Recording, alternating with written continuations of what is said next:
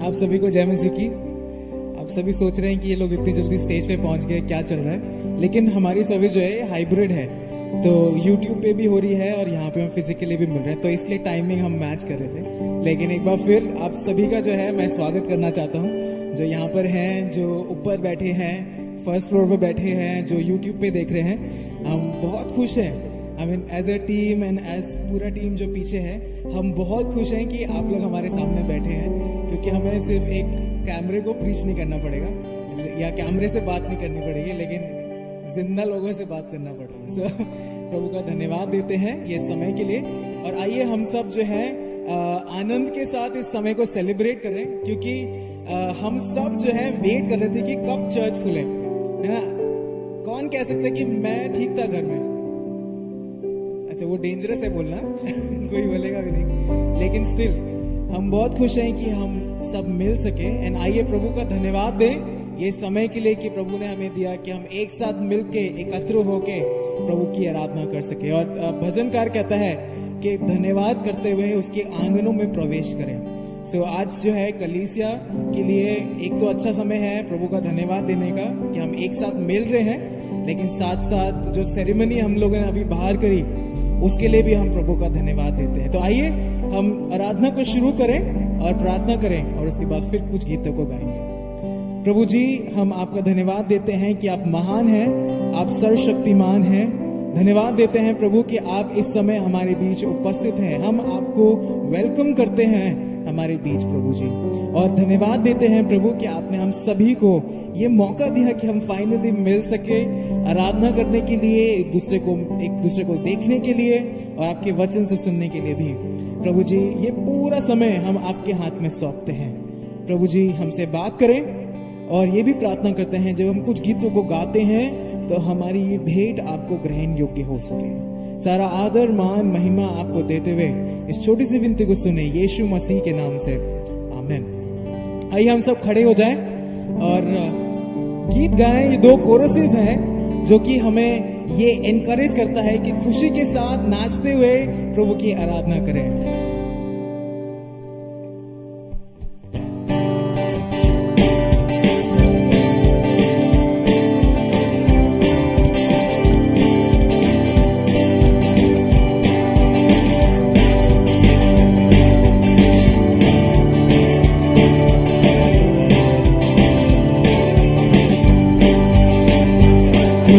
खुशी मनाओ, खुशी खुशी मनाओ, खुशी खुशी मनाओ, खुशी खुशी मनाओ।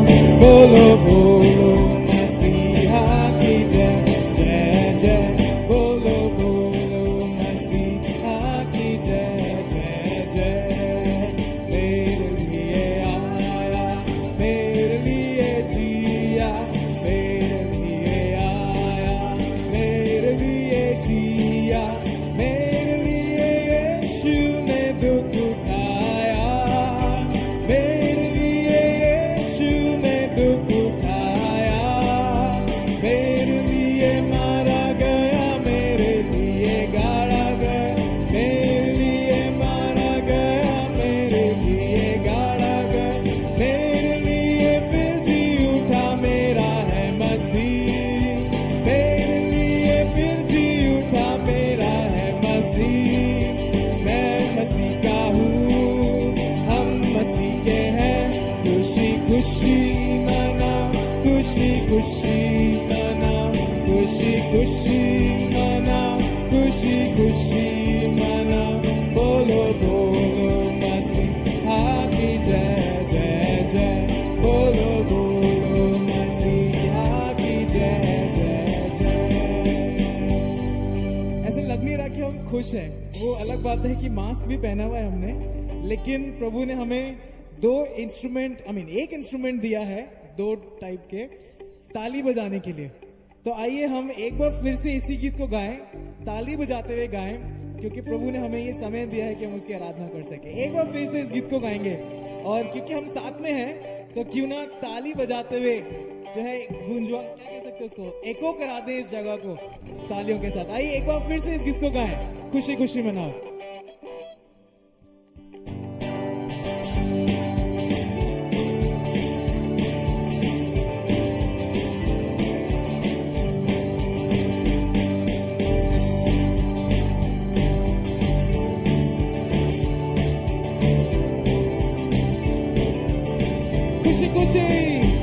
खुशी खुशी मनाओ, खुशी खुशी मनाओ, खुशी खुशी मनाओ, खुशी खुशी मनाओ, बोलो बोलो मसीहा की जय जय जय, बोलो बोलो मसीहा की जय जय जय।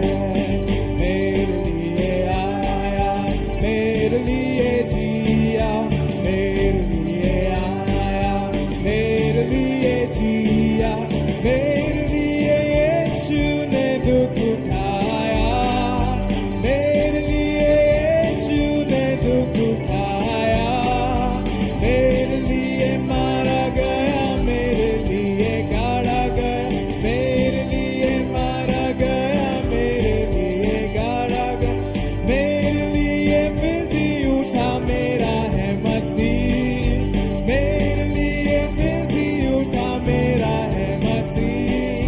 मैं मसीह का हूँ, हम मसीह के हैं।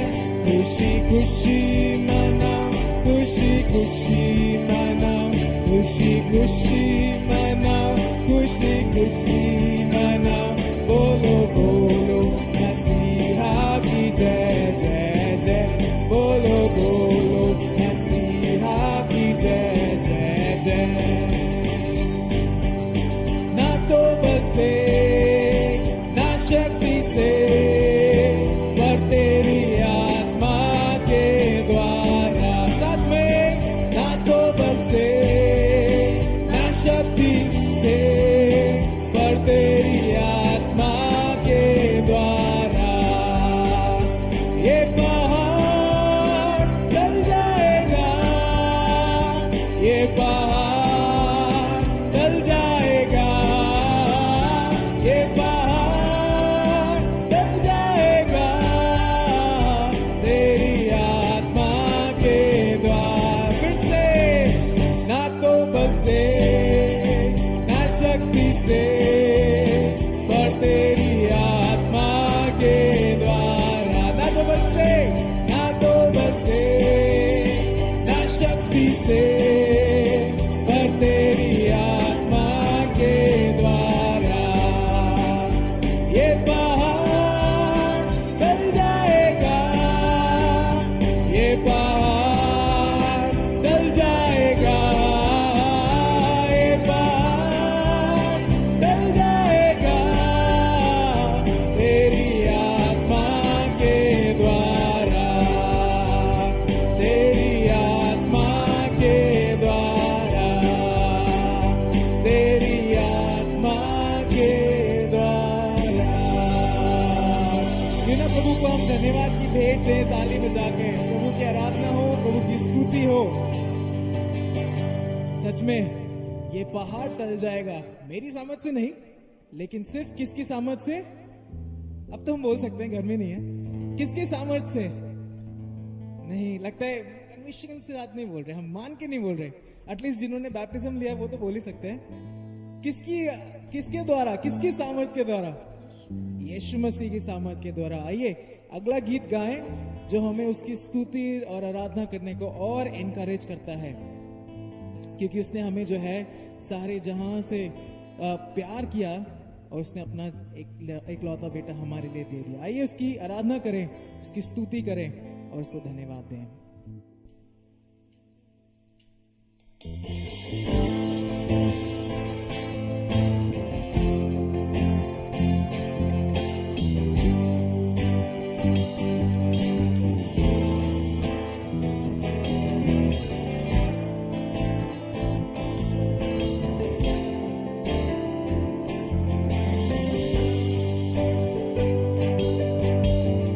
तेरी स्तुति आराधना, तेरी स्तुति और आराधना करता हूँ मैं तुझसे प्रार्थना। मरना से तेरी इस जगह को भर, जो भी तू चाहे तू यहाँ पे कर। हालेलुया, हालेलुया,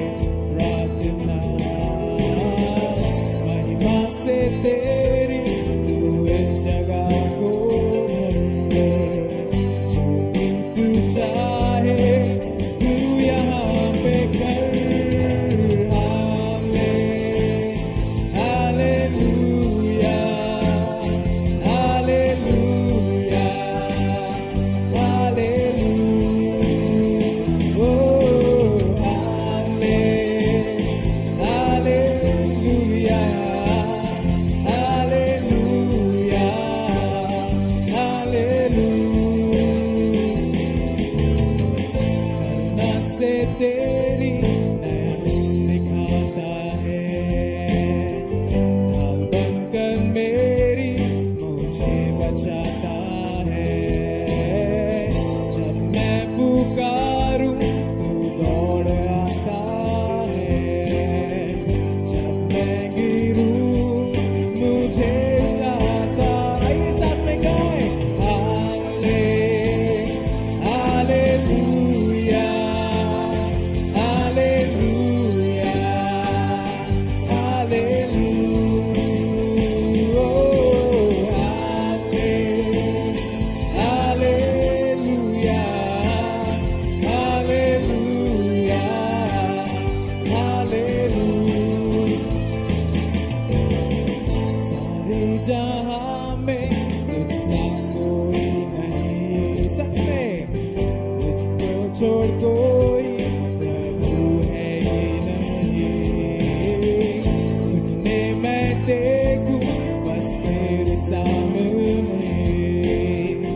तू है मेरा प्रभु, तू मेरा पिता।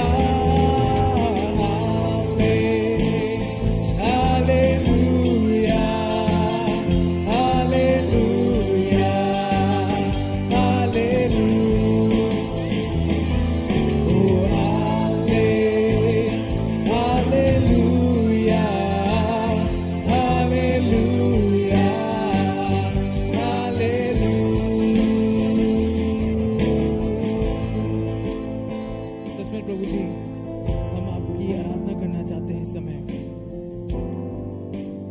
सच में हम कहना चाहते हैं प्रभु, तेरे जैसा कोई नहीं, तेरे पूरे संसार में तेरे जैसा कोई नहीं प्रभु। हर दिन तू हमें अपनी करुणा के द्वारा एक नया दिन दिखाता है और तू हमारे साथ साथ रहता है प्रभु।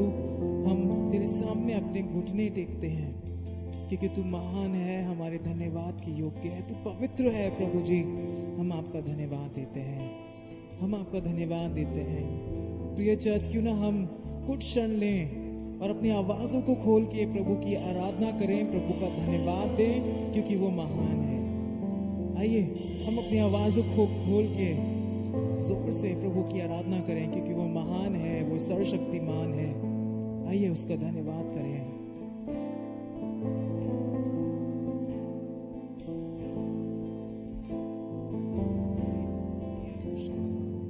आपको महिमा मिले प्रभु जी, हर एक चीज से प्रभु आपकी आराधना हो, आराधना हो, आराधना हो। पवित्र तू पवित्र, तू पवित्र यीशु, पवित्र तू पवित्र, तू पवित्र यीशु। आइए एक बार फिर गाएं, पवित्र पवित्र तू पवित्र, तू पवित्र यीशु, वो पवित्र है। पवित्र तू पवित्र, तू पवित्र यीशु, पवित्र ओ पवित्र तू पवित्र, तू पवित्र यीशु, पवित्र पवित्र तू पवित्र, तू पवित्र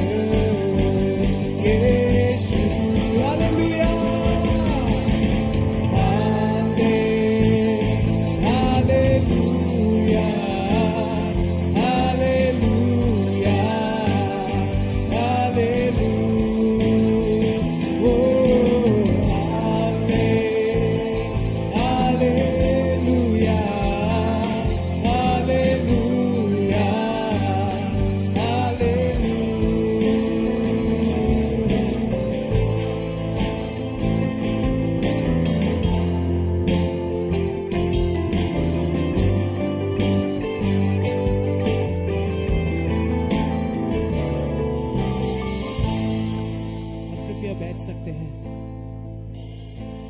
अगला गीत जो हम गाने जा रहे हैं प्रभु की आराधना में, वो भी जो है गीत बहुत सुंदर है, जो कि हमें बताता है प्रभु कौन है। वो एल शदाय है, वो अदोनाय है। और जिस तरीके से आज का विषय है वो यहोवा जायरे है, वो यहोवा यीरे है। और ये सारे नाम जो है अगर देखें तो बहुत क्लोजनेस बताते हैं कि प्रभु हमारे कितना क्लोज है। वो हमारा छुड़ाने वाला है, वो हमारा चंगा करने वाला परमेश्वर है, हमारा प्रोवाइडर है। और ये गीत भी जो है मुझसे उत्साहित करता है प्रभु को कहने के लिए, प्रभु तेरे जैसा कोई नहीं, तेरे जैसा कोई नहीं। आइए जब इस गीत को गाते हैं तो ये समय रहेगा आपका और परमेश्वर का साथ। आप प्रार्थना कर सकते हैं, गीत गा सकते हैं, घुटने पे आ सकते हैं, लेकिन ये समय रहे आपका और प्रभु का, जहां पे जो आप कहना चाहते हैं, जिस तरीके से आप धन्यवाद देना चाहते हैं प्रभु का, feel free to do that, feel free to do that.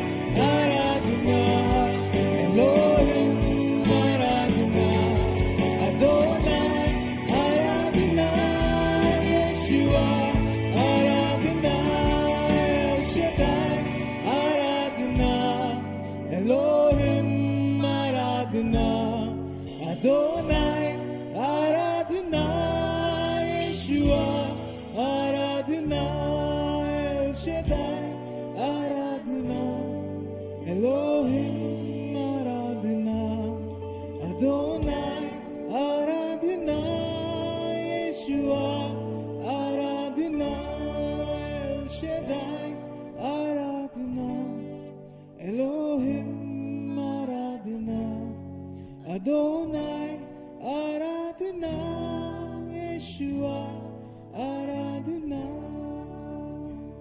सच में प्रभु इस तरीके से कहता है कि मृत्यु के रास्ते पे मैं चल रहा था, वो पाप की मृत्यु में मैं चल रहा था, लेकिन प्रभु धन्यवाद देते हैं कि आपने अपने पुत्र यीशु मसीह को हमारे लिए दिया कि वो मरे और हम पापों से मुक्त हो जाए। प्रभु जी हम आपका धन्यवाद देते हैं।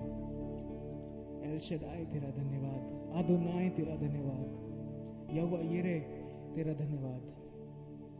सच में प्रभु हम एक मन होके कलीसिया एक साथ मिलके इस वक्त कहते हैं प्रभु आपको कि तेरे जैसा कोई नहीं है। तू मेरा प्रभु है, तू मेरे परिवार का प्रभु है, तू मेरी कलीसिया का प्रभु है। प्रभु मैं अपने आप को आपके हाथों में सुपुर्द करता हूँ। सच में प्रभु तेरे जैसा कोई नहीं है।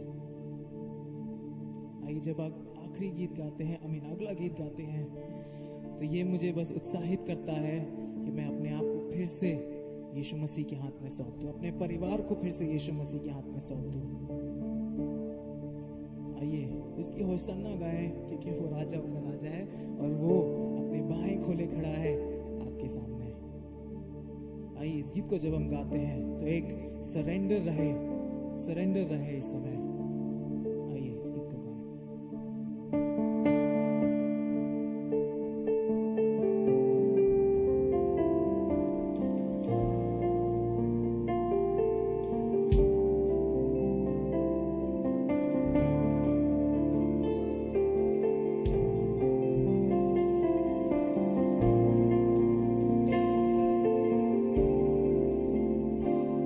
मेरे छोटे हृदय से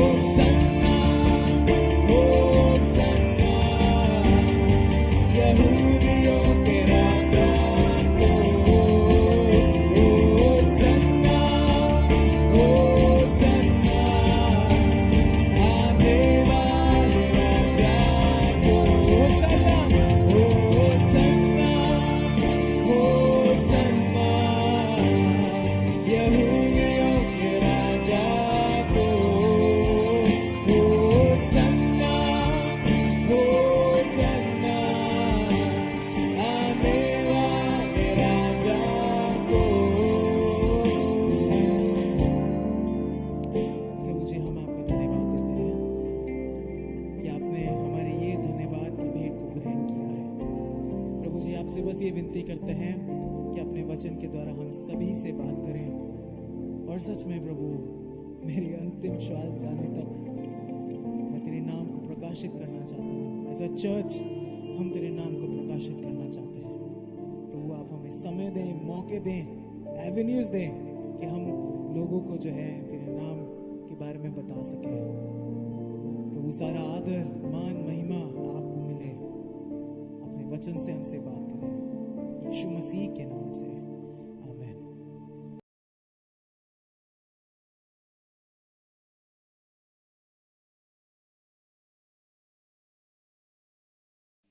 आप सबको जय मसीह की। आज का वचन लिया गया है उत्पत्ति से। आप सब अपनी बाइबल्स में निकाल सकते हैं। उत्पत्ति अध्याय 22 वचन 1 से 19। Genesis chapter 22 versus 1 to 19।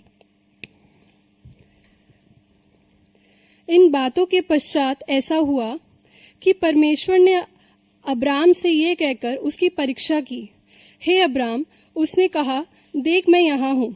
उसने कहा, अपने पुत्र को अर्थात अपने इकलौते पुत्र इसहाक को, जिससे तूने प्रेम रखता है, संग लेकर मोरिया देश में चला जा और वहां उसको एक पहाड़ के ऊपर, जो मैं तुझे बताऊंगा, होम बलि करके चढ़ा।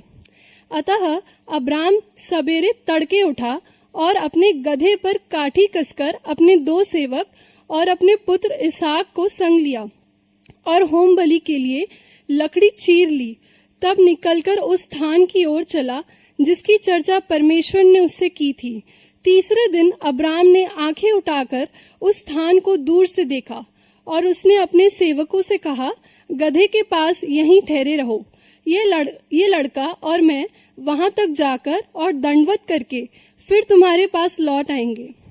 तब अब्राम ने होमबलि की लकड़ी ली और अपने पुत्र इसहाक पर लादी और आग और छुरी को अपने हाथ से लिया और वे दोनों एक साथ चल पड़े। इसहाक ने अपने पिता अब्राम से कहा, हे मेरे पिता। उसने कहा, हे मेरे पुत्र, क्या बात है? उसने कहा, देख, आग और लकड़ी तो है, पर होम बलि के लिए भेड़ कहाँ है? अब्राम ने कहा, हे मेरे पुत्र, परमेश्वर होम बलि की भेड़ का उपाय आप ही करेगा। और वे दोनों संग संग चलते गए। जब वे उस स्थान को जिसे परमेश्वर ने उसको बताया था पहुंचे, तब अब्राम ने वहां वेदी बनाकर लकड़ी को चुन चुन कर रखा और अपने पुत्र इसहाक को बांधकर वेदी पर की लकड़ी के ऊपर रख दिया। फिर अब्राम ने हाथ बढ़ाकर छुरी को ले लिया कि अपने पुत्र को बलि करे। तब यहोवा के दूत ने स्वर्ग से उसकी पुकार के कहा, हे अब्राम, हे अब्राम। उसने कहा, देख मैं यहाँ हूँ। उसने कहा, उस लड़के पर हाथ मत बढ़ा और ना उससे कुछ कर, क्योंकि तूने जो मुझसे अपने पुत्र वरन अपने इकलौते पुत्र को भी नहीं रख छोड़ा। इससे मैं अब जान गया हूँ कि तू परमेश्वर का भय मानता है। तब अब्राम ने आंखें उठाई और क्या देखा कि उसके पीछे एक मेढ़ा अपने सींगों से एक झाड़ी में फंसा हुआ है। अतः अब्राम ने जाके उस मेढ़े को लिया और अपने पुत्र के स्थान पर उसे होम बलि करके चढ़ाया। अब्राम ने उस स्थान का नाम यहोवा यीरे रखा।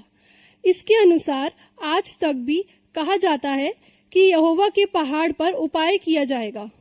फिर यहोवा के दूत ने दूसरी बार स्वर्ग से अब्राम को पुकार के कहा, यहोवा की ये वाणी है कि मैं अपनी ही ये शपथ खाता हूँ कि तूने जो ये काम किया है कि अपने पुत्र वरन अपने इकलौते पुत्र को भी नहीं रख छोड़ा, इस कारण मैं निश्चय तुझे आशीष दूंगा और निश्चय तेरे वंश को आकाश के तारागण और समुद्र के तीर की बालू के किनकों के समान अनगिनत करूंगा।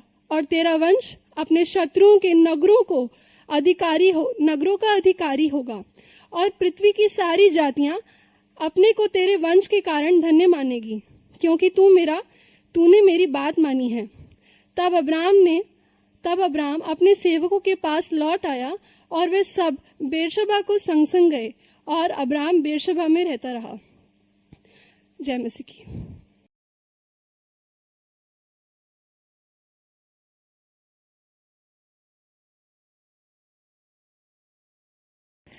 एक बार फिर आप सभी को जय मसीह की। और मैं आज दोहराता ही रहूंगा कि मुझे बहुत अच्छा लग रहा है आप लोग को देख के। जैसे मैंने स्टार्टिंग में बोला था, मुझे सच में बहुत अच्छा लग रहा है। पास्टर मानव मैं हम दोनों अग्री करेंगे कि हमें सच में बहुत अच्छा लग रहा है आप लोग को देख के, कि नहीं तो हम होम ग्रुप के समय में देखते थे तो सिर्फ आप इतने से लगते थे, लेकिन अब आप इतने लग रहे हैं। मतलब मैं और कुछ नहीं बोल रहा, लेकिन फिजिकली हम आपको देख पा रहे हैं। सो प्रभु का धन्यवाद देते हैं। एंड सिर्फ नीचे वाले नहीं, आप लोग भी जो ऊपर बैठे हैं, आप लोग भी अच्छे लग रहे हैं देख के, आपको लग रहा है। सो हम लोग जो है वचन में जाएंगे और क्यों ना अपने मनों को तैयार करें इस समय। एंड वही चीज, आप भले घर में बैठे हैं, अगर यहाँ बैठे हैं, डिस्ट्रैक्शन कहीं भी आ सकता है। सो यदि अभी भी आपके दिमाग में कोई डिस्ट्रैक्टिंग थॉट है तो कुछ समय के लिए उसको असाइड कर दीजिए, अलग कर दीजिए, क्योंकि हम इस समय प्रभु से सुनने जा रहे हैं जो कि राजाओं का राजा है। आइए प्रार्थना करें। पिता परमेश्वर, हम ये पूरा समय आपके हाथ में सौंपते हैं, हमसे बात करें। और प्रभु यदि कोई भी ऐसी चीज है जो हमें परेशान कर रही है या कोई भी ऐसे डिस्ट्रैक्टिंग थॉट है, lord we just commit everything into your hands. प्रभु हमसे बात करें इस समय, ये हमारी प्रार्थना है यीशु मसीह के नाम से, आमीन। ये एक इंसिडेंट है, मैंने कहीं पे पढ़ा था। एक लड़का है जिसका नाम है टेंडाई। ओके, टेंडाई जो है वो जिम्बाब्वे का रहने वाला है और ये 17 साल की उम्र में जो है यूके चला गया था पढ़ने के लिए। उत्तराखंड नहीं, इंग्लैंड चला गया था पढ़ने के लिए। और ऐसी जो कंट्रीज हैं, यहाँ पे आप पढ़ भी सकते हैं और साथ में पढ़ते पढ़ते काम भी कर सकते हैं। क्योंकि इसकी फाइनेंशियल हालत इतनी अच्छी नहीं थी, तो ये वहां पे साथ ही साथ काम भी कर रहा था, लेकिन एक स्पेसिफिक आवर ही आप काम कर सकते हैं। तो ये सिर्फ उतने आवर्स में काम करता था, लेकिन इतना भी, और उसके साथ में उसकी जो मदर थी वो भी जो है उसको पैसे भेजा करती थी कि वो अपनी फीस भर सके। लेकिन क्योंकि इंटरनेशनल स्टूडेंट है और अच्छी वेल टू डू फैमिली से नहीं है, तो इसका खर्चा जो है बहुत मुश्किल से चलता था पूरे महीने का। कभी इसको अपने दोस्त से पैसे मांगने पड़ते थे कि यार ये बिल मुझे भरना है, कैन यू हेल्प मी। सो ये जब लिखता है अपने जीवन के बारे में, तो बहुत ही एक टेस्टिमनी है जो मैं आपके साथ भी शेयर करना चाहता हूं कि हाँ, इसका फाइनेंशियल इश्यू था काफी ज्यादा, और क्योंकि फाइनेंशियल इश्यू था तो इसकी कोई सोशल लाइफ नहीं थी। हाँ, बाहर जाना नहीं होता था, जाके बाहर खाना नहीं हो पाता था, तो मोस्ट ऑफ द टाइम ये चर्च में रहता था और चर्च के ही कामों में इन्वॉल्व रहता था। वो थी इसकी सोशल लाइफ। एंड प्रार्थना करता था और बाय फेथ जो है अपना जो महीना है वो चलाता था और प्रभु कहीं ना कहीं से देता था। तो वही चीज का एक इंसिडेंट वो शेयर करता है कि एक दिन जो है वो चर्च में बैठा हुआ था और जैसे आप लोग बैठे हैं, तो उस दिन पास्टर जो है वो उस लेडी या उस विधवा के बारे में प्रीच कर रहे थे जिसने अपनी एक जो आखिरी मनी था वो भी ऑफरिंग में डाल दिया था। तो उसके बारे में प्रचार हो रहा था। एंड उसी सेम महीने में टेंडाई के पास जो है सिर्फ 7 रुपए बच गए थे महीना चलाने के लिए। हाँ, सिर्फ 7 रुपए बच गए थे। सो ये प्रचार हुआ, ये बहुत फायर्ड अप हो गया कि अब तो मैं डाल देता हूं। लेकिन फिर इसने सोचा कि एक जो है कॉइन, क्या कहते हैं, बैग में गिराना तो बहुत अजीब लगेगा, लोगों को सुनाई देगा कि एक कॉइन गिरा है। तो इसने जो है एनवलप में डाल के वो कॉइन डाल दिया। ठीक है, वापस घर आया, दुआ करने लगा, प्रभु अब महीना कैसे चलेगा। दुआ करते हुए प्रभु ने जो है इसे एक बैंक दिखाया, बैंक का नाम दिखाया और उसके साथ में जो है एक लेडी का नाम दिखाया जिसका नाम था सारा। ठीक है, इसने सोचा क्या है। फिर प्रभु ने उसे बोला, कल तुम बैंक जाना, तुम्हारी मम्मी जो है तुम्हारे बैंक में डिपॉजिट करेंगी, आधा अपने पास रखना और आधा जाके सैरा को दे देना। इसको समझ नहीं आया कि बीच महीने में मम्मी कैसे पैसे डालेंगी, कहां से होगा। ठीक है, बाय फेथ नेक्स्ट डे ये जो है अपने बैंक गया और बैंक में देखा कि कम से कम 800 या 1000 रुपए जो है इसकी मम्मी ने जो है डिपॉजिट करा दिए। अब ये जो है, मतलब इसने कहानियां सुनी थी, सर्मन में इलस्ट्रेशन सुनी थी कि प्रभु ने कैसे लोगों की इच्छाओं को पूरा किया, प्रार्थनाओं को पूरा किया, और अब ये इसके साथ हो रहा है ना। He was so excited. तो इसने वो पैसे निकाला और एकदम से वो क्लिक हुआ कि अरे सैरा भी है। हाँ, तो सैरा को उसने ढूंढा और सैरा जो है उसी बैंक में डिपॉजिट सेक्शन में काम करती थी। ठीक है, ये गया वहां पे, सैरा के पास गया, उसने बोला कि ये लीजिए 400 रुपए। तो सैरा ने बोला अच्छा ठीक है, आपको डिपॉजिट करना है। ठीक है, नहीं कहता कि नहीं, डिपॉजिट नहीं करना है, ये आपके लिए है। तो सैरा को लगा कि अरे ये कुछ गड़बड़ है। तो उसने बोला, सिर्फ एक चीज बोला कि ये पैसे आपके लिए हैं, प्रभु आपसे, यीशु मसीह आपसे प्रेम करते हैं और प्रभु आपको आशीष दे। और ये वहां से चला गया। कुछ समय के बाद इसको पता चला, सैरा जो है वो प्रार्थना कर रही थी, प्रभु कहीं से 400 रुपए का इंतजाम हो जाए और जो मेरे एक्सपेंस है वो मैं दे सकूं। हाँ, कितनी सुंदर तरीके से परमेश्वर जो है चीजों का इंतजाम करता है, हमें पता भी नहीं चलता। आई डोंट नो आपके साथ कभी ऐसा हुआ है, लेकिन मेरे साथ हुआ है। हाँ, मेरे साथ ऐसा हुआ है। एंड सच में जब ऐसा होता है तो प्रभु का सिर्फ धन्यवाद ही देने का मन करता है कि प्रभु कितना अमेजिंग है, कितना सुंदर है कि मेरे मांगने से बढ़कर और मुझे मेरे सोचने से बढ़कर प्रभु देता है। और आज जो है हम इसी चीज के ऊपर मनन करेंगे और जानेंगे कि हमारा परमेश्वर कितना महान है। हाँ, हमारा परमेश्वर कितना महान है। और हम यही देखेंगे कि how our God is our provider. कैसे है कि परमेश्वर जो है यहोवा यिरे है। हाँ, यहोवा यिरे। सो जैसा आप सभी को पता है, हम लोग बाइबल कैरेक्टर कर रहे हैं। पिछले हफ्ते हमने दाऊद के जीवन से देखा था एंड बहुत ही अच्छा समय था। आज भी जो है हम एक और बाइबल कैरेक्टर पे जाने वाले हैं और बाइबल रीडिंग के समय आपने जान लिया है, हम अब्राहम के ऊपर जो है मनन करेंगे, उसकी लाइफ के ऊपर कुछ समय देखेंगे। अब हम सब जानते हैं अब्राहम कौन है ना। हमने संडे स्कूल में पढ़ा है, संडे स्कूल में सुना है एंड वो गीत भी गाया है, फादर अब्राहम मैनी सन्स, है ना। ये सब चीजें हमें पता है। बाइबल भी जो है अब्राहम को विश्वास का पिता कहती है। He is father of faith. विश्वास का पिता के बारे में बोलती है अब्राहम।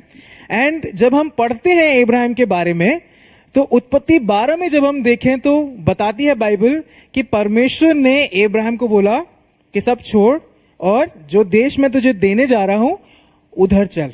और अब्राहम ने क्या किया, बिना सोचे समझे परमेश्वर के पीछे चल दिया। वो है अब्राहम। एंड बाइबल में अगर हम देखें, Abraham is known for his faith. वो अपने विश्वास के लिए जो है जाना जाता है। अब्राहम इजराइल का पिता कह सकते हैं क्योंकि वो प्रॉमिस जो है हम आगे देख सकते हैं फुलफिल होती हुई। ही वॉज द वन जिसको परमेश्वर ने ये प्रॉमिस दी थी कि मैं तेरा क्या वंश को, अरे मैं अब तो आप यहां पर हैं, अब तो बोल ही सकते हैं, मैं तेरे वंश को बढ़ाऊंगा, तारों के समान जो है तेरे वंश को बढ़ा दूंगा। और अब्राहम जो है ही केप्ट दैट फेथ। हाँ, बाइबल बताती है अब्राहम और सारा को बहुत लंबे समय के बाद एक पुत्र मिला। Scientifically it was impossible but for God it is possible. हाँ, बाइबल हमें बताती है ही वॉज द वन जो परमेश्वर से डायरेक्ट सुनता था कि प्रभु क्या कह रहा है। हाँ, बाइबल इतनी सारी चीजें अब्राहम के बारे में बताती है, अब्राहम के बारे में बताती है। और अभी जो है हम उसके जीवन का सिर्फ एक इंसिडेंट देखेंगे जो कि हमारे बीच में अभी पढ़ा गया बहन रुचिका के द्वारा। एंड वो इंसिडेंट जो है हमें बताएगा कि परमेश्वर कौन है, हु इज गॉड। वो जो है इंसिडेंट हमें बताता है। सो जिस तरीके से हमारे बीच पढ़ा गया, उत्पत्ति आप निकाल सकते हैं, उत्पत्ति उसका 22वां अध्याय और उसकी 1 से 19 आयत तक जो है हम देखेंगे। सो यहां पे क्या हो रहा है, एक शब्द में अगर बोलूं, God asked Abraham to sacrifice his son Isaac to him. यही हो रहा है ना। परमेश्वर ने बोला अपने बेटे को मुझे सैक्रिफाइस कर दे, मुझे बलिदान करके चढ़ा दे। लेकिन हम जो है इसको अब वर्स बाय वर्स समझेंगे कि प्रभु क्या हमसे आज कहना मांग रहा है। पहली आयत जब हम पढ़ते हैं तो यहां पे बाइबल बताती है कि गॉड टेस्टेड अब्राहम। हाँ, हिंदी में कहता है कि परमेश्वर ने अब्राहम की परीक्षा ली। हाँ, परमेश्वर क्यों परीक्षा ले रहा है? और मैं अगर आपको बता दूं, परीक्षा हिंदी में तो एक ही वर्ड है, लेकिन इंग्लिश में there is a difference between temptation and test.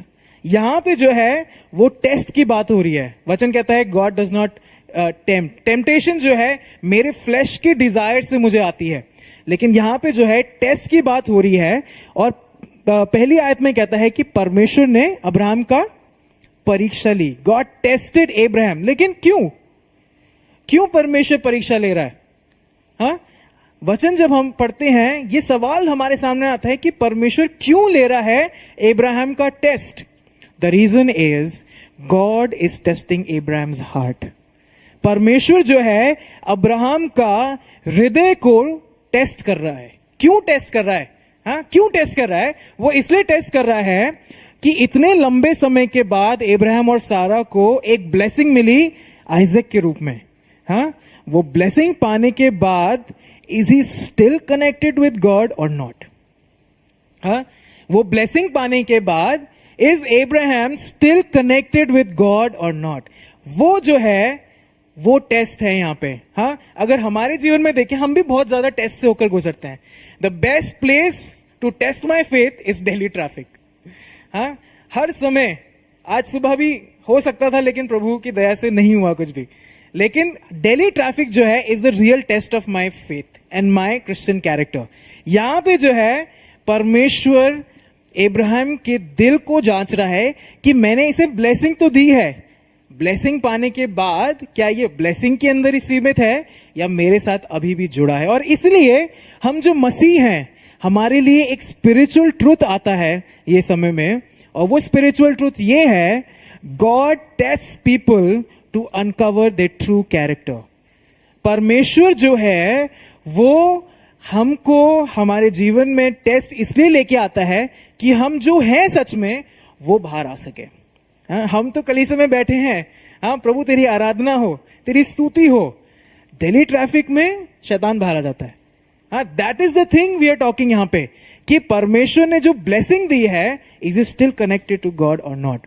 और वो टेस्ट की जो है यहां पे शुरुआत होती है। And what is the test? क्या है वो परीक्षा? क्या है वो परीक्षा? पहली और दूसरी आयत को पढ़ते हैं। यहां पे लिखा है, इन बातों के पश्चात ऐसा हुआ कि परमेश्वर ने अब्राहम से यह कहकर उसकी परीक्षा की, हे अब्राहम। उसने कहा, देख मैं यहां हूं।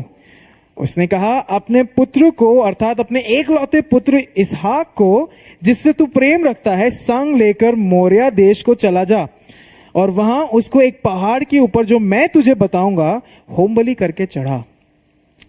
Isn't it shocking? मतलब शॉकिंग नहीं है कि ब्लेसिंग परमेश्वर ने दी, अ ब्लेसिंग जिसका इंतजार अब्राहम और सारा कर रहे थे।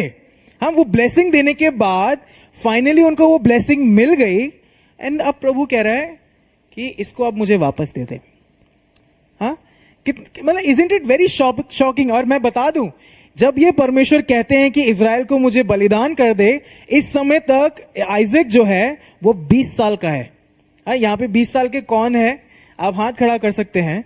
उनके पेरेंट्स जानते हैं कि 20 साल तक आपने उनकी परवरिश करी है, आपने उनको खाना खिलाया है, आपने उनको बढ़ाया है, शिक्षा दी है, और अब अगर प्रभु आके आपको बोले कि इसको मुझे वापस दे दे, इजंट इट शॉकिंग?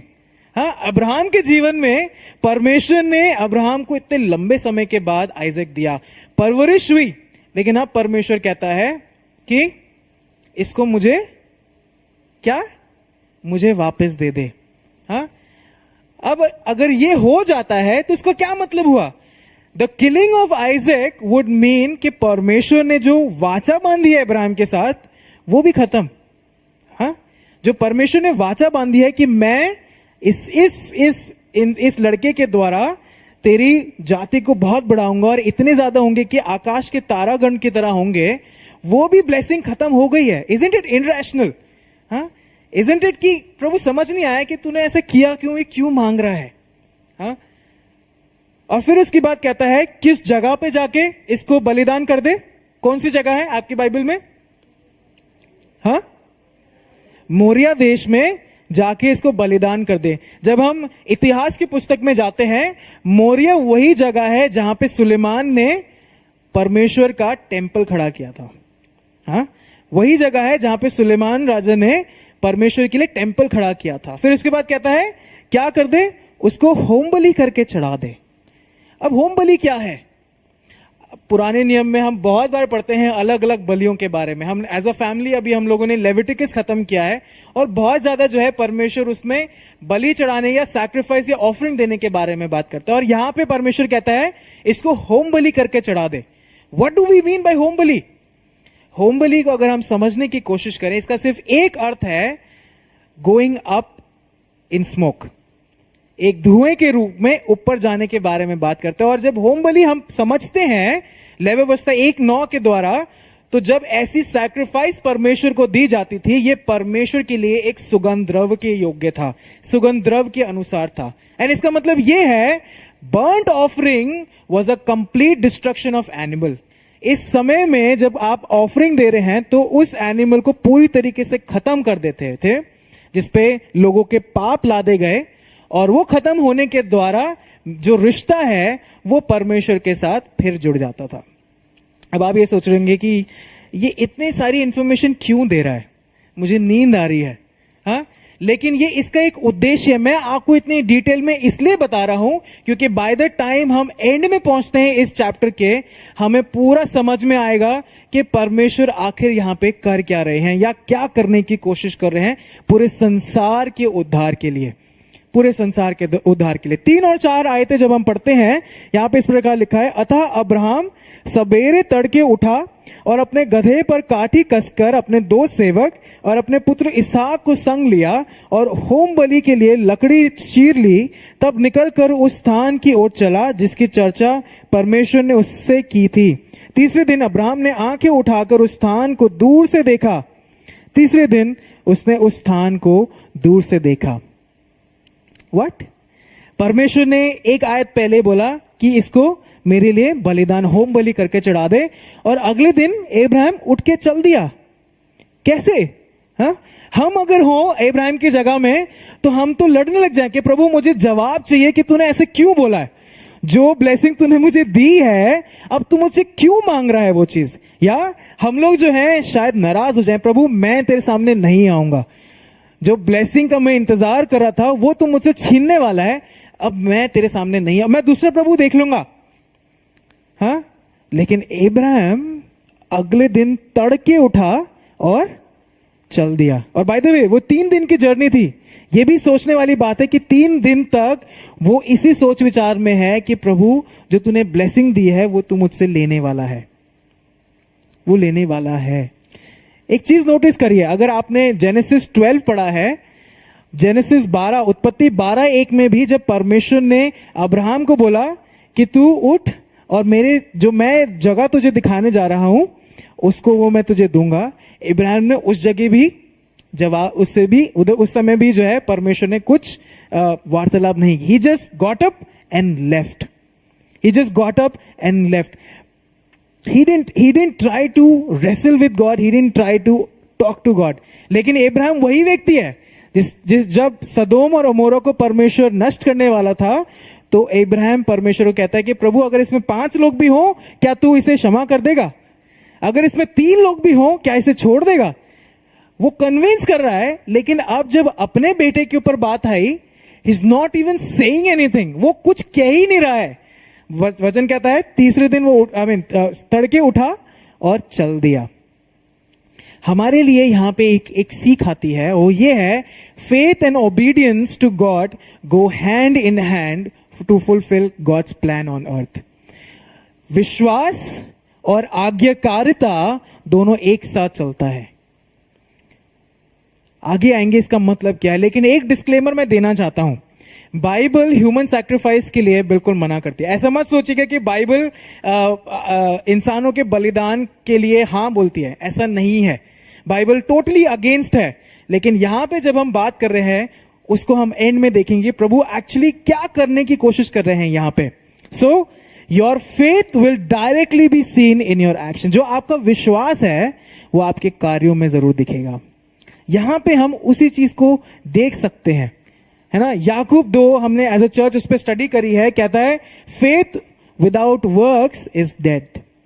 विश्वास विश्वास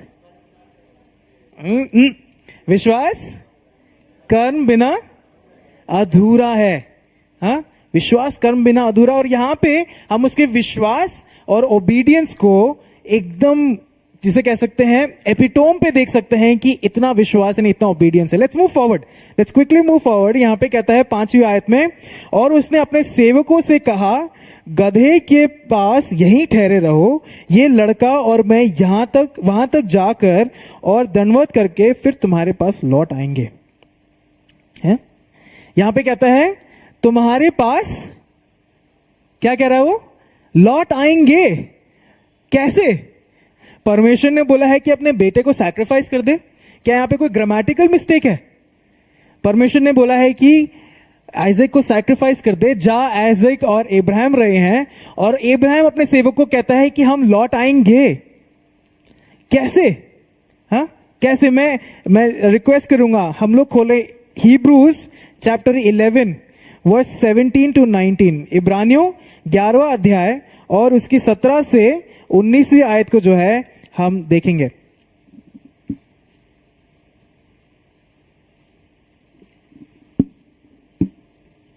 आई होप आपने निकाल लिया। ओके, हिब्रू 11 17 से 19 कहता है, विश्वास ही से अब्राहम ने परखे जाने के समय में इसहाक को बलिदान चढ़ाया, और जिसने प्रतिज्ञा को सच माना था और जिससे ये कहा गया था इसहाक तेरा वंश कहलाएगा, वही अपने एक लौते को चढ़ाने लगा, क्योंकि उसने मान लिया कि परमेश्वर सामर्थी है कि उसे मरे हुओं में से भी जिलाए। आई मीन हाउ अमेजिंग ना, हाउ अमेजिंग कि वचन कितने स्पष्ट तरीके से कहता है कि Abraham was confident. Abraham was confident if God promised that Isaac will be the one who will carry the promise, then even if I sacrifice, God is able to bring him to life. Abraham के अंदर ये पूरा निश्चय था कि परमेश्वर ने अगर बोला है कि आइजैक ही उस प्रॉमिस को आगे बढ़ाएगा, आगे लेके जाएगा, तो अगर मैं इसको सैक्रिफाइस भी चढ़ा दूं तो प्रभु इतना सामर्थी है कि इसे मुर्दों में से जी उठा लेगा। यहां पे बात हो रही है परमेश्वर की। हाँ, और इब्राहिम यही कहता है कि परमेश्वर सामर्थी है। How is your God? Directly मैं ये पूछूंगा, आप परमेश्वर को किस रूप में देखते हैं? क्या परमेश्वर इतना सामर्थी है? क्या परमेश्वर इतना सामर्थी है? क्या कहते हैं आप लोग? क्या है हमारा सोचना कि मेरा परमेश्वर कैसा है? Do you think your God is so powerful? हाँ, यहां पे इतने सुंदर तरीके से जो है अब्राहम के विश्वास के बारे में हम देखते हैं। आगे जब हम पढ़ते हैं 6 से 10 में, असली चीज यहां शुरू होती है। तब अब्राहम ने होम बलि की लकड़ी ले अपने पुत्र इसहाक पर लादी, और आग और छुरी को अपने हाथ में लिया, और वे दोनों एक साथ चल पड़े। इसहाक ने अपने पिता अब्राहम से कहा, हे मेरे पिता। उसने कहा, हे मेरे पुत्र, क्या बात है? उसने कहा, देख, आग और लकड़ी तो है, पर होम बलि के लिए भेड़ कहां है? इब्राहिम ने कहा, हे मेरे पुत्र, परमेश्वर होम बलि की भेड़ का उपाय आप ही करेगा। और वे दोनों संग संग आगे चलते गए। जब वे उस स्थान को जिसे परमेश्वर ने उसको बताया था पहुंचे, तब अब्राहम ने वहां वेदी बनाकर लकड़ी को चुन चुन कर रखा, और अपने पुत्र इसहाक को बांधकर वेदी पर की लकड़ी के ऊपर रख दिया। फिर अब्राहम ने हाथ बढ़ाकर छुरी को ले लिया कि अपने पुत्र की बलि करे। वचन कहता है कि अब्राहम ने उसको वेदी पर की लकड़ी पर बांध के रख दिया। यहां पे सिर्फ इब्राहिम को नहीं देख सकते, हम आइजैक को भी देख रहे हैं कि वो भी बंध के वहां पे उपस्थित है कि I am ready, I am ready.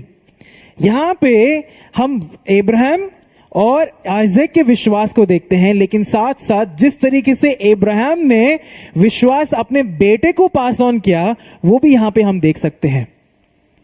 If you don't obey God, your kids will also not obey. अगर हम ही जो माता पिता हैं, हम ही परमेश्वर की तरफ विश्वास योग्य नहीं है, फेथफुल नहीं है, तो हमारे बच्चे भी नहीं होंगे। यहां पे जब इसहाक बांधने के लिए तैयार है, वचन हमारे सामने यही उजागर करता है कि इसहाक को बांधकर वेदी के लकड़ी के ऊपर रख दिया। एंड देन उसके बाद 11 और 12 में जब हम पढ़ते हैं, यहां पे लिखा है, तब यहोवा के दूत ने स्वर्ग से उसको पुकार के कहा, हे अब्राहम, हे अब्राहम। उसने कहा, देख मैं यहां हूं। उसने कहा, उस लड़के पर हाथ मत बढ़ा और ना उससे कुछ कर, क्योंकि तूने जो मुझसे अपने पुत्र वरन एक लौते पुत्र को भी नहीं रख छोड़ा, इससे मैं अब जान गया हूं कि तू परमेश्वर का भय मानता है। हाउ अमेजिंग इट इज कि परमेश्वर कह रहा है, अब मैं जान गया हूं। हाँ, परमेश्वर जो पूरी सृष्टि का रचने वाला है, वो कहता है अब्राहम को, मैं जान गया हूं कि तू परमेश्वर का भय मानता है। Abraham pass the test. जो टेस्ट परमेश्वर ने उसके सामने रखा था वो सक्सेसफुल हुआ, उसने उसको पास कर लिया। He demonstrated his faith and obedience. उसने परमेश्वर के प्रति जो विश्वास है और विश्वास योग्यता और आज्ञाकारिता है उसको डेमोन्स्ट्रेट किया, और परमेश्वर कहता है मैं जान गया हूं कि तू परमेश्वर का भय मानता है। लेकिन एक सवाल मैं हम सबसे पूछूंगा, do you really think this was the test? क्या आपको लगता है कि सच में यही टेस्ट था? हम सब मानते हैं परमेश्वर सब जानते हैं, है ना? हम सब मानते हैं गॉड इज ऑल नोइंग। क्या हम मानते हैं परमेश्वर को सब पता है? हाँ ना? अगर हम ये कहते हैं कि परमेश्वर को सब पता है तो इसका मतलब ये भी है कि परमेश्वर जानता था कि अब्राहम टेस्ट पास करेगा। हाँ, देखिए सोच के बताइएगा। अगर हम कहते हैं कि परमेश्वर सब जानता है तो इसका मतलब यह है कि परमेश्वर को यह भी पता है कि अब्राहम टेस्ट पास करेगा। अगर अब्राहम टेस्ट पास करेगा तो टेस्ट की जरूरत ही क्या है? हाँ, जब परमेश्वर को पता ही है कि अब्राहम टेस्ट पास कर ही लेगा तो टेस्ट की जरूरत क्या है? Is God playing a game? क्या परमेश्वर कोई खेल खेल रहा है? नहीं, परमेश्वर कोई खेल खेल नहीं रहा है। ये इंसिडेंट अब्राहम का टेस्ट दिखाने के लिए नहीं, ये इंसिडेंट आपके और मेरे विश्वास के लिए है। This incident has given us the best example of faithfulness. ये जो इंसिडेंट है ये बेस्ट एग्जाम्पल है जब हम बात करते हैं विश्वास योग्यता के लिए। जब हम बात करते हैं कि मैं कैसे परमेश्वर के प्रति विश्वास योग्य हूं, ये है बेस्ट एग्जाम्पल फेथफुलनेस का। Abraham was so faithful that जो ब्लेसिंग परमेश्वर ने दी है he was ready to give it back. हाँ, हम लोग प्रार्थना करते हैं प्रभु गाड़ी दे दे। हाँ, हम प्रार्थना करते हैं प्रभु स्कूटी दे दे, प्रभु ये दे दे। अगर हमारे पास से चली जाए तो क्या हम तब भी उतने विश्वास योग्य रहेंगे परमेश्वर के? Abraham was so faithful. और इसलिए मैंने बोला जो टेस्ट हमारे जीवन में आते हैं हमारे कैरेक्टर को उजागर करते हैं, और यहां पे अब्राहम का कैरेक्टर हमारे सामने आया है। He showed that he was willing, he showed that he was willing to put God's call above every other commitment and emotional attachment. Abraham के जीवन से हम ये देखते हैं कि वो पूरी तरीके से तैयार था कि परमेश्वर ने जो बुलाहट दी है वो मेरे लिए इंपॉर्टेंट है, ना कि किसी और जो मेरे इमोशनल अटैचमेंट है उससे। He was ready, he was willing। क्या वो विलिंगनेस हमारे अंदर है कि नहीं? और फिर परमेश्वर कहता है अब मैं जान गया हूं कि तू परमेश्वर का भय मानता है। हिज कैरेक्टर, परमेश्वर ही जो है वो प्रमाण दे रहे हैं कि सच में मैं जान गया हूं कि तू परमेश्वर का भय मानता है। सच में मैं जान गया हूं। प्लीज मेरे साथ निकाल लीजिए पहला सैमुएल उसका 15वां अध्याय और उसकी 22वीं आयत। कोई भी पढ़ सकता है यहां पे अगर किसी ने निकाल लिया। पहला सैमुएल 15वां अध्याय और उसकी 22वीं आयत क्या कहती है?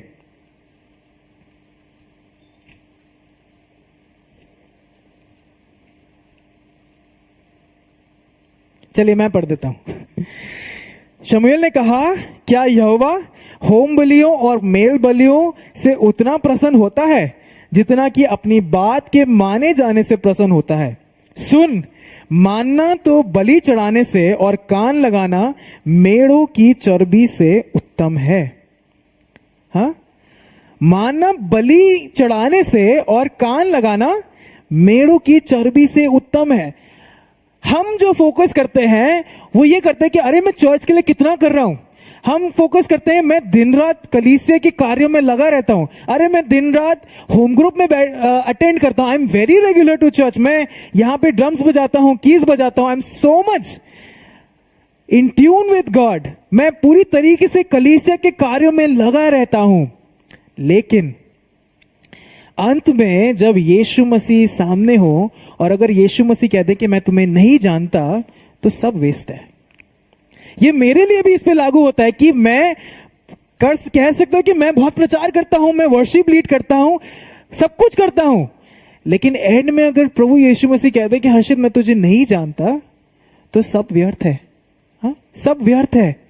तभी परमेश्वर का वचन कहता है obedience and listening to word of God is more important than any sacrifice. परमेश्वर की बात मानना और परमेश्वर को सुनना किसी भी सैक्रिफाइस से ज्यादा बढ़िया है। तो इसका मतलब ये नहीं, God is not looking at your कितना आप चंदा डालते हैं। प्रभु इस चीज पे ज्यादा सीरियस नहीं है कि आप कितना आप चर्च में इन्वॉल्व होते हैं, but for God it is more important that you have a real relationship with Jesus. परमेश्वर के लिए यह ज्यादा इंपॉर्टेंट है कि आपका रिश्ता परमेश्वर यीशु मसीह के साथ कैसा है। आप बहुत सारी चीजें कर सकते हैं। चर्च में हम हमेशा कहते हैं कि church is open for you. आपके पास जो टैलेंट है आप कलीसिया में लेके आ सकते हैं और उसको आप इस्तेमाल कर सकते हैं। वी हैड फुटसॉल, कह सकते हैं स्पोर्ट्स मिनिस्ट्री में भी आप कर सकते हैं, बट एवरीथिंग आप सब कर लीजिए। अंत में अगर परमेश्वर कहे, यीशु मसीह कहे कि मैं तुझे नहीं जानता, आपकी सारी सेवकाई व्यर्थ है। मेरे लिए भी अगर प्रभु यीशु मसीह कहें कि मैं तुझे नहीं जानता हर्षित, तो मेरा यहां पे खड़ा होके आपको चिल्ला के इतना कुछ कहना सब व्यर्थ है, सब व्यर्थ है। आगे जब हम पढ़ते हैं 13 और 14 के अंदर कहता है तब अब्राहम ने आंखें उठाई और क्या देखा कि उसके पीछे एक मेढ़ा अपने सींगों से एक झाड़ी में फंसा हुआ। अतः अब्राहम ने जाके उस मेढ़े को लिया और अपने पुत्र के स्थान पर उसे होम बलि करके चढ़ाया। अब्राहम ने उस स्थान का नाम यहोवा यीरे रखा। इसके अनुसार आज तक भी कहा जाता है कि यहोवा के पहाड़ पर उपाय किया जाता है। See, that's what something beautiful happened, है ना, जो हमने अभी पढ़ा। God provided a lamb for sacrifice. Sacrifice तो हुआ, हाँ, that's the main thing. बलि तो चढ़ी, सैक्रिफाइस होम बलि तो चढ़ी, लेकिन परमेश्वर ने वो सैक्रिफाइस क्या कह सकते हैं, उपलब्ध कराया। एक थियोलॉजिकल टर्म है सब्स्टिट्यूशनरी अटोनमेंट, आप बाद में पढ़ सकते हैं, लेकिन इसका मतलब यह है कि मेरी जगह पे कोई और प्रायश्चित कर रहा है। उस चीज को हम यहां पे देखते हैं। अब इसको एक्सप्लेन करने के लिए मैं एक एग्जांपल दूंगा, जो यूट्यूब पे देख रहे हैं, और आप सबके लिए एक एग्जांपल दूंगा। मान लीजिए आप एक जगह पे ट्रैवल कर रहे हैं जो कि बहुत ऊंचे पर है, हाँ, और वहां पे आप एक मंदिर को विजिट करने जा रहे हैं। और अब मंदिर पे विजिट करने जा रहे हैं तो ऑफ कोर्स आप बिलीवर नहीं है, उस तरीके से मैं बोल रहा हूं। तो आप एक मंदिर को विजिट करने जा रहे हैं, आप बहुत लंबा जो है डिस्टेंस चले हैं, आपके पैरों पे जो है घाव हो गए हैं और आप थके हुए हैं, मुश्किल में हैं। आप वहां इसलिए जा रहे हैं क्योंकि वहां जाके आपके पाप धुल जाएंगे।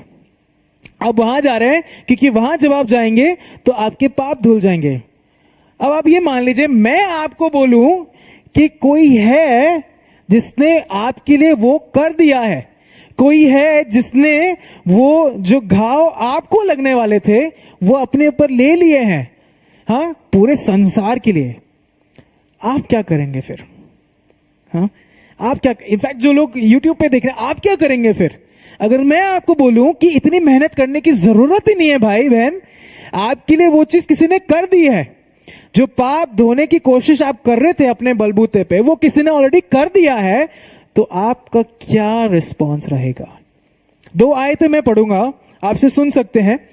यशाया 53:4-6 जो है इस प्रकार कहता है, निश्चय उसने हमारे रोगों को सह लिया और हमारे ही दुखों को उठा लिया, तो अभी हमने उसे परमेश्वर का मारा कूटा और दुर्दशा में पड़ा हुआ समझा। परंतु वह हमारे ही अपराधों के कारण घायल किया गया, वह हमारे अधर्म के कामों के कारण कुचला गया, हमारी ही शांति के लिए उस पर ताड़ना पड़ी और उसके कोड़े खाने से हम चंगे हो गए। हम तो सबके सब भेड़ों के समान भटक गए थे, हम में से हर एक ने अपने अपना मार्ग लिया और यहोवा ने हम सबों के अधर्म का बोझ उसी पर लाद दिया। रोमियो 8:32 कहता है, जिसने अपने निज पुत्र को भी ना रख छोड़ा परंतु उसे हम सब के लिए दे दिया, वह उसके साथ हमें और सब कुछ क्यों ना देगा। और मैं बात कर रहा हूं यीशु मसीह की। जो हमने आयत पढ़ी, यीशु मसीह की। सो ये जो खंड है, हाँ, उत्पत्ति 22:1-19, ये खंड हमें सिर्फ यही नहीं बताता कि अब्राहम कितना ओबीडियंट था और कितना फेथफुल था परमेश्वर के लिए, लेकिन ये पैसेज हमारे सामने परमेश्वर का जो प्रेम है उसका दृश्य लेके आता है। ये पैसेज सिर्फ यही नहीं बोल रहा है कि आपको विश्वास्य के रहना है और ओबीडियंट रहना है, लेकिन ये पैसेज परमेश्वर का जो प्रेम है आपके और मेरे लिए वो हमारे सामने लेके आता है। Just as Abraham gave his only son, जैसे कि एब्राहम तैयार था अपने बेटे को देने के लिए, परमेश्वर ने अपने एक लौते बेटे को, परमेश्वर जिसने पूरे संसार को रचा, वो अपने एक लौते बेटे को देता है आपके और मेरे लिए। And he became that lamb, जो मेढ़े की यहां पे बात हो रही है, that signifies Jesus Christ. He took your since upon him, हाँ, उसने अपने ऊपर आपके पापों को ले लिया, हाँ, जो चलते हुए आपको वूंड लगने थे उसने अपने ऊपर ले लिए, उसने अपने ऊपर ले लिए। लेकिन अब बात आती है कि मैं क्या करूं। बाइबल कहती है अगर मैं अपने मुंह से अंगीकार करूं कि परमेश्वर यीशु मसीह मेरा उद्धार करता है तो मेरा उद्धार हो चुका है। बस यही करना है। संसार के लोग पता नहीं कितनी सारी चीजों के पीछे पड़े हैं कि उनके पाप धुल जाए। हमारे लिए यीशु मसीह का सैक्रिफाइस बिल्कुल रेडी है। Jesus made the whole way easiest, हाँ, इजीएस्ट वे हमारे सामने रख दिया कि मैं हूं, एंड ही इज जहोवा जायरे, वो है जहोवा जायरे। सो जब हम बात करते हैं जहोवा जायरे की, तो इसका यह मतलब नहीं है कि मुझे ब्लेसिंग्स मिलेंगी, इसका यह मतलब नहीं है कि मेरे सारे काम सफल हो जाएंगे, इसका यह मतलब नहीं है कि परमेश्वर मुझे सब कुछ दे देगा। यहां पे जब जहोवा जायरे की बात होती है तो उसका मतलब यह है कि यीशु मसीह ने आपके और मेरे लिए अपनी जान दी। God provided a sacrifice. असली मतलब जहोवा जायरे का ये है, असली मतलब जहोवा जायरे का ये है। आइजैक को नया जीवन मिला, है ना, उसके पिताजी तो रेडी थे कि इसको सैक्रिफाइस करके चढ़ा दें, लेकिन परमेश्वर ने एक मेढ़ा वहां पे उपलब्ध कराया जिसके द्वारा आइजैक को एक नया जीवन मिला। संसार की वजह से शायद आप किसी जगह पे फंसे हुए होंगे, you might be at the verge of ending your life. आप शायद एंशियस होंगे, एंजाइटी होगी आपके अंदर कि आगे क्या होगा। आप शायद अपने जीवन को खत्म करने के कगार पे होंगे, हो सकता है, या आप डिप्रेशन के अंदर होंगे। लेकिन इस वचन के द्वारा एक इनविटेशन हमारे सामने आता है, आपके और मेरे सामने आता है कि Jesus is ready to give you new life. यीशु मसीह तैयार है कि आपको एक नया जीवन दे। ये सिर्फ उन लोगों के लिए नहीं है जो यीशु मसीह को नहीं जानते, ये मसीहों के लिए भी है, क्योंकि हर समय हर दिन मुझे अपना रिश्ता यीशु मसीह के साथ फिर स्थापित करने की जरूरत है। हाँ, और यहां पे वही इनविटेशन फिर से आपके और मेरे पास आता है, फिर से आपके और मेरे पास आता है। संसार तो बोलेगा कि चले जाओ, संसार तो बोलेगा कि तुम किसी काम के नहीं हो, संसार तो बोलेगा यू आर यूजलेस, संसार तो बोलेगा कि तुम्हारा जीवन किसी काम का ही नहीं है, लालचन लगाएगा हमारे कैरेक्टर पर। लेकिन यीशु मसीह कहता है कि मैं अपने हाथों को खोल के खड़ा हूं एंड मैं तुम्हारा अच्छा चरवाहा बनने के लिए तैयार हूं, मैं तुम्हारा अच्छा चरवाहा बनने के लिए तैयार हूं। सो मैं सिर्फ एक इन्विटेशन फिर से हमारे सामने रखना चाहता हूं। मैं जानता हूं कि हम में से कई लोग हैं जिन्होंने जो यीशु मसीह को जानते हैं, यीशु मसीह के साथ चलते हैं, लेकिन एक बार फिर से मैं ये इन्विटेशन को हम सब के सामने रखना चाहता हूं कि are you ready to accept यहोवा यिरे। हाँ, ब्लेसिंग दूसरी बात है, लेकिन क्या आप उस इन्विटेशन को फिर से स्वीकार करने के लिए तैयार हैं? शायद मैं चलते चलते बहुत दूर चला गया, मसीह तो हूं लेकिन बहुत दूर चला गया। आज वो समय है कि मैं वापस फिर से यीशु मसीह के पास आ जाऊं। आज वो समय है कि उस यहोवा यिरे के पास मैं फिर आ जाऊं। आइए हम अपनी आंखों को बंद करें और एक बार फिर से उसके पास लौट आए। एक बार फिर से जो है उसके पास अपने आप को ले आए कि प्रभु मैं तुझे अपना जीवन फिर से समर्पित करता हूं।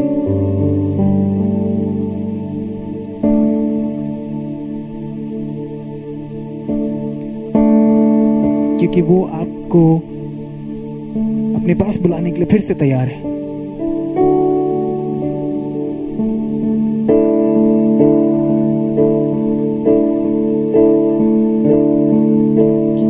आप इस समय कुछ क्षण ले सकते हैं, फिर से अपने जीवन को, अपने रिश्ते को यीशु मसीह के साथ फिर से स्थापित कर सकते हैं। मैं नहीं जानता कि आप अपने जीवन पे किस मोड़ पे हैं, लेकिन परमेश्वर जानता है। आप जो है अपने रिश्ते को फिर से उसके साथ स्थापित कर सकते हैं ये समय। He is ready. That invitation is applicable right now also. वो इनविटेशन अभी भी उपलब्ध है कि मैं फिर से अपने रिश्ते को उसके साथ पुनः स्थापित करूं। और अगर आप उन लोगों में से हैं जो आज आपको परमेश्वर यीशु मसीह के बारे में पहली बार पता चला है, तो मैं आपके लिए भी वो इनविटेशन देना चाहता हूं कि यीशु मसीह उपस्थित है। उसका जो लहू है वो आपके लिए भी बहाया गया है। बस यही है कि क्या आप रेडी हैं उसको अपना उद्धारकर्ता मुंह से अंगीकार करके स्वीकार करने में।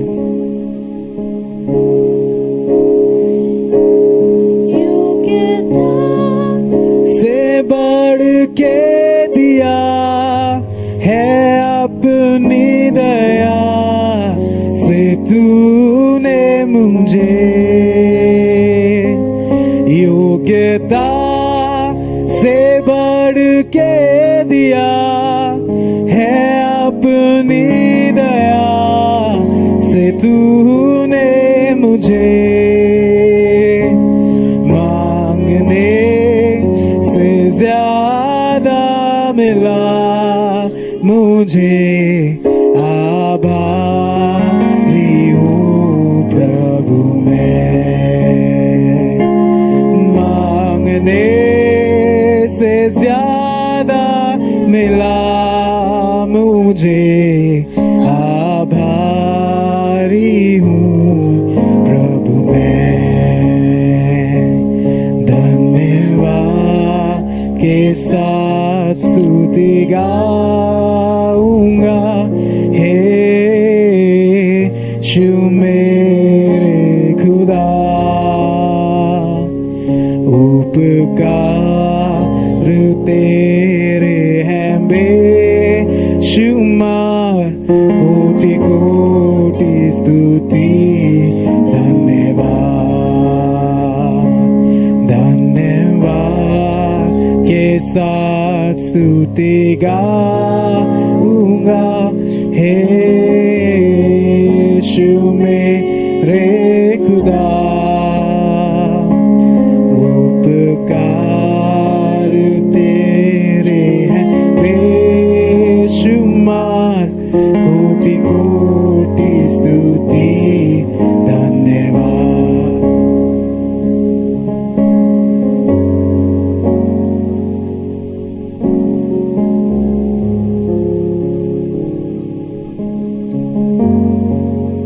प्रभु जी, इस कलीसिया को लेके आपके सामने आते हैं मालिक। आज हम लोग अपने मनों में, हो सकता है कि दुनिया को बिल्कुल नम कर दें, दबा दें अपने दर्दों को, दबा दें अपनी इच्छाओं को, दबा दें अपने विचलन जो मन में है। जो स्टॉर्म्स हमारे दिलों में आते हैं, फियर आता है, उसको इजहार भी ना करें, उसको आपके सामने भी ना लाएं, उसको दबा दें और कहें सब ठीक है। प्रभु जी, आज का वचन काफी क्लियर था, जो हमें बताता है कि हमारा मन एक खुला मन, चंचल बच्चे के समान आज्ञाकारी मन की उपेक्षा रखते हैं। और अगर खुला मन, बच्चे की तरह आज्ञाकारी मन की उपेक्षा अगर आप रखते हैं, तो तो हमारे मन के जो विचार हैं आज मन में जितनी उलझने हैं, स्टॉर्म्स हैं, विचलन है, उसको दबाए ना, हम आपके सामने लेकर आए मालिक। क्योंकि अगर हम अपनी अवस्था आपके सामने नहीं लाते हैं, उसमें भी थोड़ा सा अहंकार होता है, उसमें भी थोड़ा एरोगेंस दिखाते हैं हम कि ये मैं देख लूंगा। मालिक, मैं प्रार्थना करता हूं इस कलीसिया के लिए इस समय कि हम अपने सारे मन खोलें, पूर्णता से मन खोलें और आपके सामने घुटने टेक कर कहें, मालिक मैं यहां पर हूं, ये मेरी अवस्था है, ये मेरा दिल है, पूर्णता से आपके सामने खुला हुआ है। और जिस चीज को हम रोक रही है आपके सामने घुटने टेकने के लिए, उसको आज आप बलिदान दें, उसका बलिदान दें। हो सकता है वो एक कोई हैबिट है, हो सकता है कोई एक विचार है, हो सकता है एक अहंकार का एक कारण है, हो सकता है मेरा बैंक बैलेंस है, हो सकता है मेरी स्टेटस है, हो सकता है मेरे अचीवमेंट्स हैं, हो सकता है कोई एक करी हुई कोई चीज करी हो मैंने लाइफ में कभी, और उसके ऊपर मैं बैठकर आज अहंकार दिखा रहा हूं। मालिक, आपका वचन आज सही तरीके से कहता है कि उसको आज दबाकर आपके सामने दे दें और पूर्णता से आपके पीस को, पूर्णता से आपके खुशी को, हर्ष को ग्रहण करें। मालिक, इस समय भाई बहन प्रार्थनाएं कर रहे हैं मालिक आपसे, सारी प्रार्थनाएं आपके भवन में जाएं। इस समय भाई बहन कोई जो प्रभु यीशु मसीह में विश्वास नहीं रखते हैं मगर वो जानते हैं यीशु मसीह के बारे में, उनसे मैं आग्रह करूंगा कि अपने मनों में प्रभु को पुकारें। पवित्र आत्मा मौजूद है यहाँ पे, पवित्र आत्मा आपसे बात कर रही है। आप रुके ना, आज 1:30 बजे का समय, आज रुके ना। आज का दिन है जो पवित्र आत्मा आपको वापस बुलाते हैं। आज हो सकता है कि आप प्रभु यीशु मसीह के साथ चले हो, जानते हो, मन दिया हो, मगर आज आपको लगता है कि यीशु मसीह से मैं बहुत दूर आ गया हूं। एक बच्चा जैसे खो जाता है, आज उस बच्चे के समान हूं। आज मैं वापस अपने घर आना चाहता हूं। पिताजी वापस लेने आए। पवित्र आत्मा आज आपको हाथ देखकर वापस बुला रही है, वो आपको लेकर जाएगी प्रभु के भवन में प्रेम, प्रभु के भवन में आराम है, प्रभु के भवन में वो सब है जो आज आपका मन मांग करता है। प्रभु, मैं आज इन सारे दिलों के लिए, आज इन सारी पुकारों के लिए गुहार लगाता हूं मालिक। ये आपकी दुल्हन है मालिक, इस दुल्हन को हम तैयार कर रहे हैं यीशु मसीह के आने के लिए। आज मालिक वचन में पास्टर हर्षित के द्वारा जो वचन दिया गया है, प्रभु जी आज इस दुल्हन को इस वचन से धो दें, क्योंकि हमें प्रभु यीशु मसीह ने अपने वचन से धोया है और पेश करना चाहते हैं। प्रभु जी, हम उस पेशगी के लिए तैयार हैं। आज ये सारी प्रार्थनाएं प्रभु यीशु मसीह के नाम से मांगते हैं। आमीन। प्रभु यीशु मसीह का प्रेम, पवित्र पिता का अनुग्रह और पवित्र आत्मा की उपस्थिति अब से लेके तब तक बनी रहे जब तक हमारे प्रभु यीशु मसीह आते हैं। आमीन। आप सभी का हफ्ता शुभ हो। बहुत बहुत धन्यवाद आने का। और आने वाले दिनों में हम उपेक्षा रखते हैं कि जो 12 बजे का टाइम है, ये हमारे लिए और आपके लिए एक परिवार का टाइम होगा। देखिए, आपकी और मेरी भी आंखें नम हुई हैं आज। 1.5 साल बाद मिलने को मौका मिला है।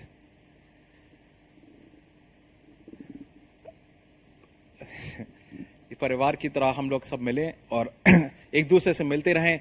ये एक प्रभु यीशु मसीह की दी गई एक सजेशन नहीं है, ये एक हम लोग का प्रस्ताव भी नहीं है, एक आज्ञा है।